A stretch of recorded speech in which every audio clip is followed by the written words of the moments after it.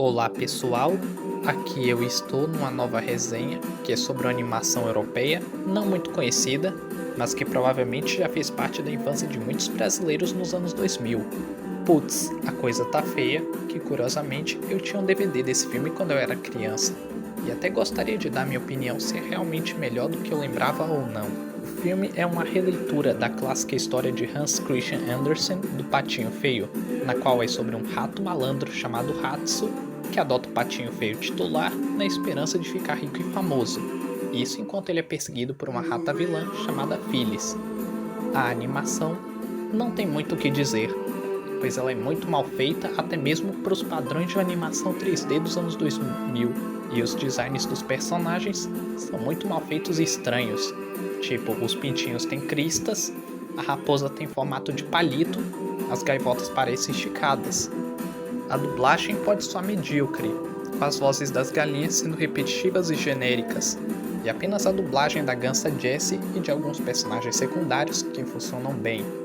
Mas a dublagem brasileira do Hatsu, feita pelo dublador do Cid, torna o Hatsu a coisa mais próxima do que teria sido o filme A Era do Gelo se o conceito do Cid vigarista não tivesse sido descartado, pois analisando o personagem Hatsu, ele é extremamente egoísta, insensível e imaturo com a minhoca Wesley, coloca o personagem feio em situações de bullying, conta uma mentira para um grupo de galinhas e patos sobre feio ser seu filhote, tenta rejeitar a Jessie e só aprende a lição no final do filme simplesmente porque o feio só pode ser comido por um gato.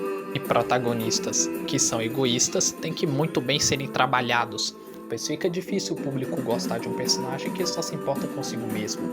Temos o caso do Cusco, de A Nova Onda do Imperador, e do Relâmpago McQueen de Carros, que são protagonistas egoístas, mas foram feitos de um jeito melhor, pois eles aprendem a lição gradualmente do começo ao fim, e não apressadamente no final do filme.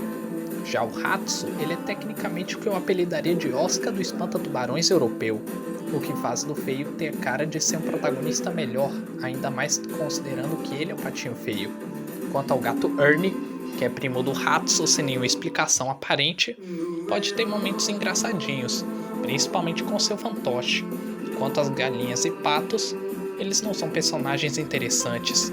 Já a vilã Phyllis, que tem um motivo em querer perseguir o Hatsu porque ela sente amor obsessivo por ele, não é uma das melhores já feitas.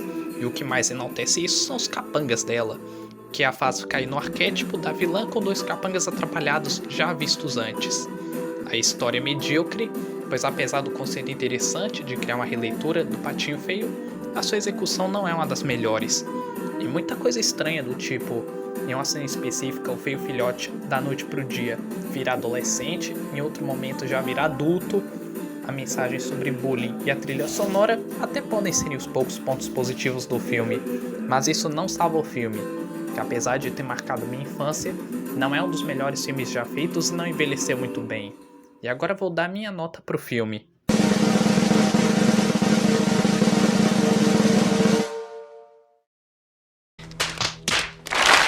Conclusão. A Coisa Tá Feia pode até ser um marco na infância de certas pessoas devido aos DVDs, mas isso o torna um clássico cult do que uma obra de arte do cinema europeu. E eu recomendo o filme mais para aqueles que nunca assistiram e estão curiosos, e para aqueles que assistiram alguma vez na infância e que estão com um ataque de nostalgia. E se gostaram, deixem seus likes e até a próxima!